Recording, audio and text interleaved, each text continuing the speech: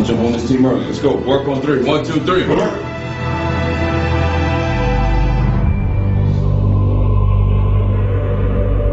Toronto, Ontario, Canada's largest city, and its center for culture and commerce.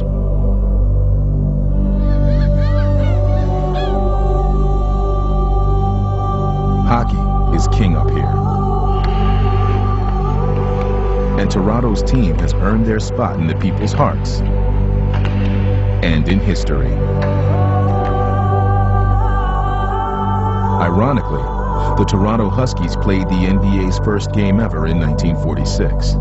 But that game and that team are just a faded memory. Now, the Raptors are Toronto's team, and they are trying to create a lasting imprint. When NBA basketball returned to Toronto in 1995, there were questions as to whether it would survive this time around. But the arrival of supernova Vince Carter in 1999 changed everything. 360 spinning put down by Vince Carter. Goodness gracious, that was a highlight film play. Great. That's how I win, baby. That's how I win. He brought an identity to a team that didn't really have one. You know, they were the little dinosaur guys. They were an afterthought in the NBA, but Vince Carter gave them a legitimacy. Where would the Raptors be without Air, Feller, and Carter? He sort of made the city count in the world of basketball. Vince carried the Raptors to 3 consecutive playoff appearances, igniting the city. Amazing! Vince Carter has hit his 8th three-pointer in a row. Now that is your franchise player, Vince Carter. Oh, man, those were the glory days. Oh, man. Man, I was just like, can't get no better than this. Playoff fever had arrived in Toronto, and Carter had forged a deep connection with Raptor fans, and he would take them to within 1 shot of the Eastern Conference Finals in 2001. Carter at the buzzer. No go! Vince's shot missed by inches, and most thought that playoff run was just the beginning of Toronto's rise to the top. Instead, it was the end. As quickly as they had risen, the Raptors fell to the bottom of the standings, and Vince Carter asked to be traded, leaving the weight of the franchise on the shoulders of Chris Bosh. After he left, you know, guys were like, oh, okay, well, looking at me like, and I'm looking like, what is it? The Raptors' top draft pick in 2003, Bosh had the skills to be a star, but leading a team is a different story, especially for a teenager. I was 19 years old. Toronto was putting my face on the ticket programs and things. I'm seeing my face on the billboard. It was just a tough adjustment because I was so young. Carrying a team was a burden too heavy for Bosh to bear alone. On those slim shoulders, he's carrying quite a bit of weight. The franchise was adrift, and it looked to first-time head coach Sam Mitchell to right the ship. Sam, what's the #1 thing you need to work on? Keeping my emotions in check.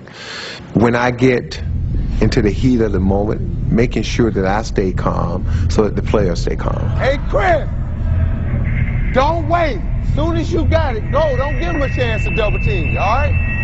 Go. Don't give him a chance to double team. And right from the start, Mitchell made the gym a proving ground. He challenged me constantly. If I gotta tell you that, you can't play. The challenger. I don't care who gets it. If it's a point guard and we get to the ball on the post, make a move unless they come trap. I shouldn't have to tell you to want to score. He was emotional. He was a young kid, relative kid, 2 years removed from playing, who would scream. He was out of control. I ain't giving you nothing. You get nothing, Chris Bosh. Nothing. There were some guys who wanted to just tune him up. Like, this is the rantings of a madman. Sam Mitchell got rid of the gum, said, hey, let me get on with this. He is all the way near midcourt, and he is animated, and he is out of here. They all probably thought I was crazy. But what I wanted to get them to understand is, show me who wants to play. Trying to change the losing culture of the team, Sam was testing the resiliency of his players. His own, however, was never in question as a player. He lasted 13 years in the league, surviving on his passion for the game. He is the heart of this ball club. They call Sam Mitchell the team morale leader. Yes. Good D, man.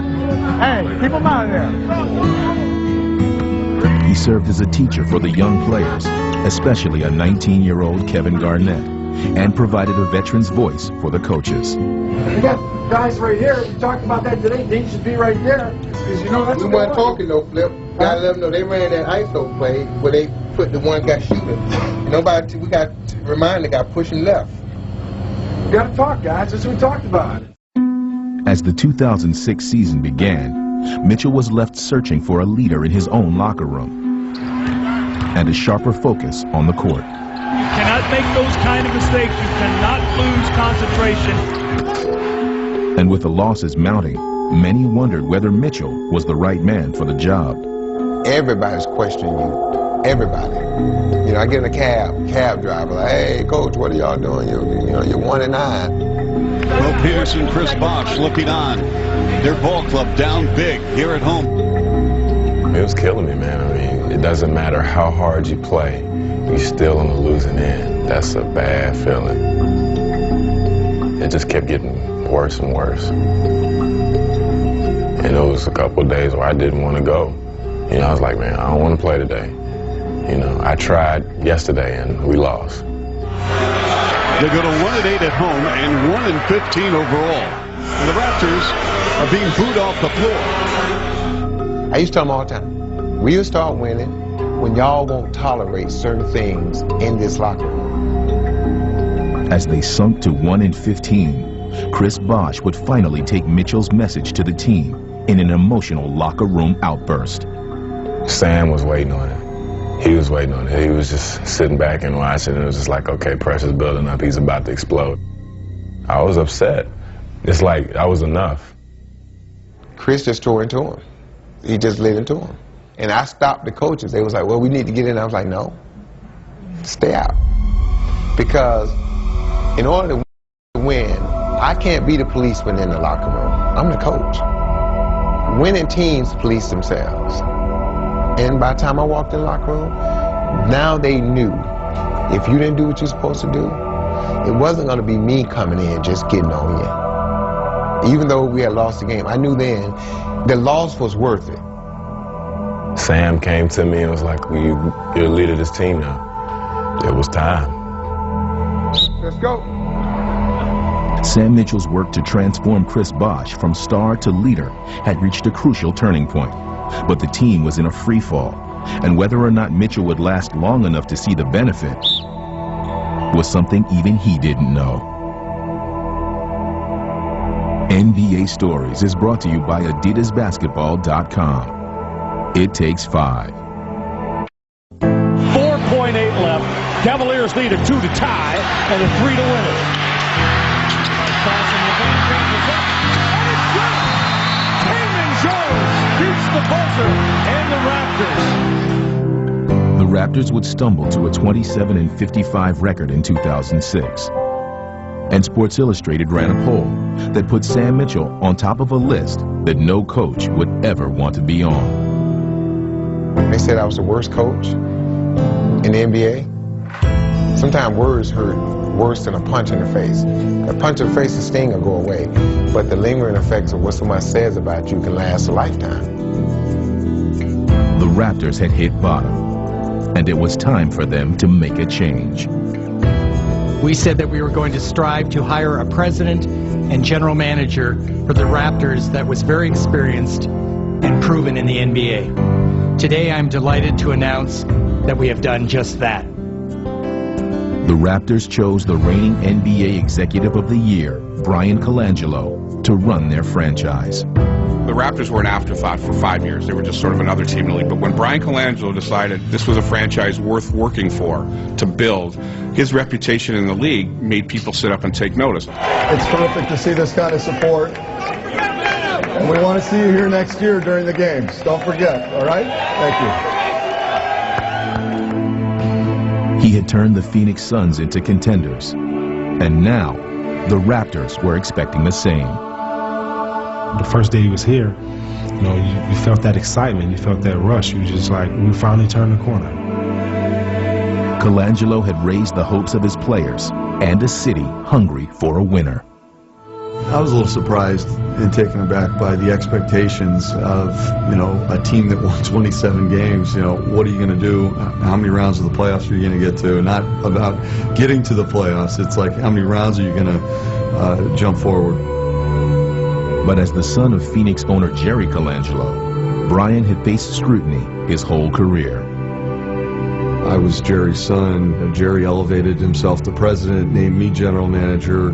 You know, there was this immediate focus on why I got the job. Did I deserve it? And I never really outran that question. There was always people that were going to, you know, question that. And that kept constant pressure on me.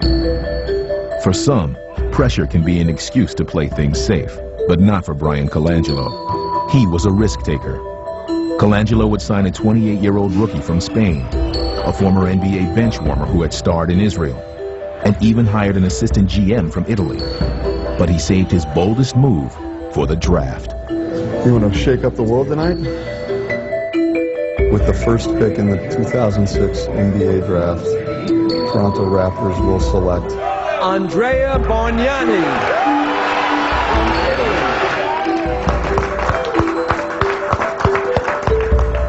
A lot of people, when Toronto went for Bargnani, were thinking, you know, Italians might be good for cars or pasta or beautiful women, but a basketball player? Come on. Andrea, Brian Colangelo. Hi. Congratulations. Thanks a lot. Very happy to have you as part of things. And look forward to having you come here and become the player that we think you're going to become. We know you're ready for the challenge, and we think you're going to be a terrific NBA basketball player, and we want you to be a star here in Toronto. Perfect. Okay, so tomorrow we start to work. Okay. We look forward to it. Okay. Thanks a lot. Okay, see you tomorrow. Okay. I used to call it the Brian Colangelo experiment because, you know, he was doing stuff on the fly that really hadn't been tried in the NBA. So because of his reputation, you go, I guess this is how you're going to do it. But I got to be honest, I mean, there was a lot of people going, how is this actually going to come together? Colangelo had brought in 9 new players, but the question remained, would he bring in a new coach? Obviously, when your new GM come in, he has ties with other coaches and other people. So you hear all those rumors. He starts there. Colangelo would keep Mitchell, but it was clear that he expected results. I felt like it was very important to give Sam a chance to succeed or fail and see whether or not he did have, you know, the makings to be a head coach working with me. You got to take care of yourself. Guys, you got to concentrate. If you need extra work, you got to get in here and get, hey, the coaches are here. And now Sam had the daunting task of making a cohesive unit out of a bunch of new faces, many of whom spoke English as their second language. No. Both days is no. Jorge speaks Italian, Spanish. What else? English, obviously. Yeah, English. He doesn't know Serbian. He doesn't know Slovenian. Doesn't know German. You do. Yeah. So God, you got a free throw line jump shot. Look at the basket. Give me the ball. Give me the ball. Hey, hold up. Guys, if we run a play and we get you the ball right here.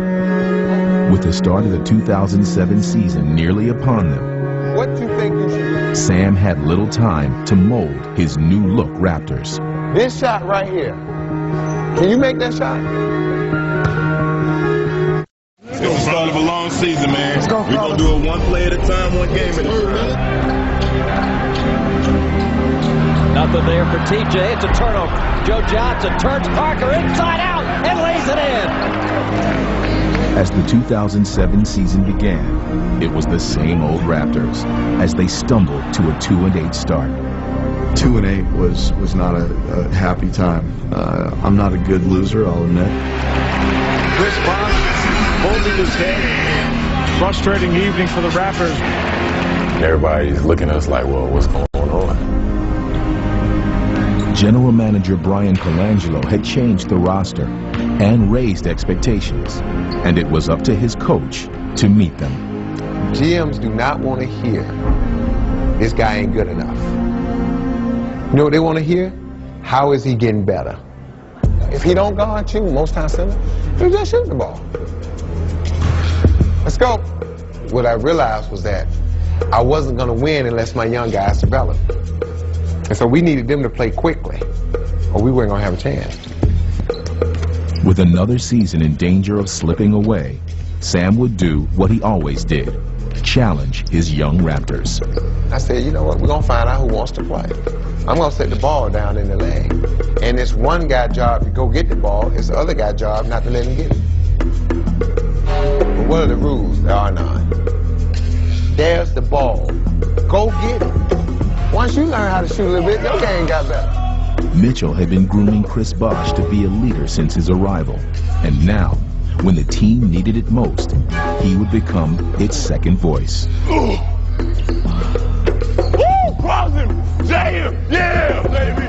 When your teammates get on you, that stings a lot more than what the coach says to you. When the players are pissed at you, it makes long days. I gotta instruct them sometimes. Hey, get down, Rosso! If somebody's messing up, you gotta tell them. No bad pass this time, go ball. I have to motivate them. Bosh going solo, gets blocked for Stephen. Oh my Bosh! 8 seconds to shoot. Ford pulls up. Oh my! A vicious slam by Bosh. That's how you go back at him. I've called him the cornerstone. I've called him the core. I've called him, you know, the main piece. TJ Ford to Bosh, running the lane, big jab. Bosh looking like the Statue of Liberty. To have a guy that embraces that challenge rather than runs from it, I think is unbelievable. Behind their leader, the Raptors finally started to win. Bosh for three! Oh my!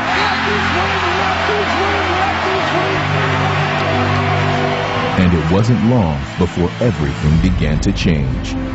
Just as Sam had envisioned it, the Raptors came together as a true team. And take care of each other, encourage each other. Garbajosa the lead pass, Calderon behind the back, Garbajosa in. Got it! Oh, Being unselfish, being a team guy, being a guy that's willing to go the extra, it's going to come back to you. Parker to Nesterovich, to Bosh, to Calderon.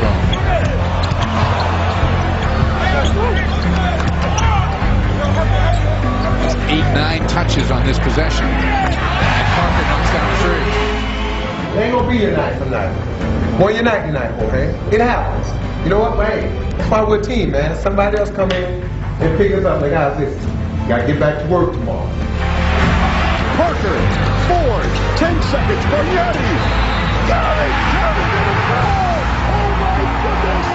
Onions, baby onions! They play together, they stick together, they want to win together. Raptors keep their winning streak alive. 5 in a row now. And suddenly, Toronto became the team that kept finding new ways to win. Ford with 3, with 2, with 1. Raptors win! Raptors win! This Toronto team that leads the Atlantic Division has won 13 of their last 17. There were a lot of Fire Sam Mitchell fans at 2-8. He's won a lot of people over by the fact that this team plays hard, plays together, and wins. Calderon, Garbajosa, Bosh for 3. Even up Chris Bosh. Sam was a survivor as a player. He's a survivor as a coach. We're going to play hard, we're going to play together, but we're going to have fun, all right? And I think the team takes on that personality and that instinct. Now the Wizards foul down the floor. And it's a deflection by Ruffin. And the play continues. Peterson got it! I don't believe it! I don't believe it! The Raptors had achieved the biggest turnaround in the NBA, making the playoffs for the first time in 5 years. NBA Stories is brought to you by Lamisil. Get advanced. Keep looking out for each other. Keep taking care of each other. Guys, remember what our goal is. Atlantic Division champion. We put ourselves in that position. Let's go and start closing this thing out. Sam Mitchell's Toronto Raptors have changed the perception of their team. Once a group of disparate players, they have forged an unbreakable bond, fitting for a city whose motto is diversity, our strength. Everybody had this view of Canada, like it was so far away, like we were on the other end of the planet, and you realize those are just perceptions. You know, it's funny, I never really thought about where I'd be. You know, I just wanted to be in the NBA. A lot of people were kind of iffy about Toronto, you know, like, yeah, it's another country, it's this, it's that. It's a beautiful day, boy. For me, it was an easy decision because I came here to win. Remember last year they were 27 and 55. They tie a franchise mark for home wins here tonight. More after this. Everywhere you turn, there's someone talking about Raptors basketball right now. And somehow we've made a basketball brand relevant in a hockey market, and I think we're accomplishing something. Toronto is on the map in a certain way, and I think that's the most beautiful thing. Sam has done an outstanding job with this team. The most important thing for this group is to get that taste of the playoffs. Is to get that feeling of excitement of being in the playoffs. All right, Chris, we'll let you go. A pleasure. Thank you. Congratulations. What a ball game. CB4. Raptors have the franchise's first ever division title. Ah, you gotta love it. Once they get a taste of that and it gets in their blood, then they're gonna crave it and they're gonna want more. This is just chapter 1. Hopefully a long, long, long, exciting story. Let's go. Work on 3. 1, 2, 3.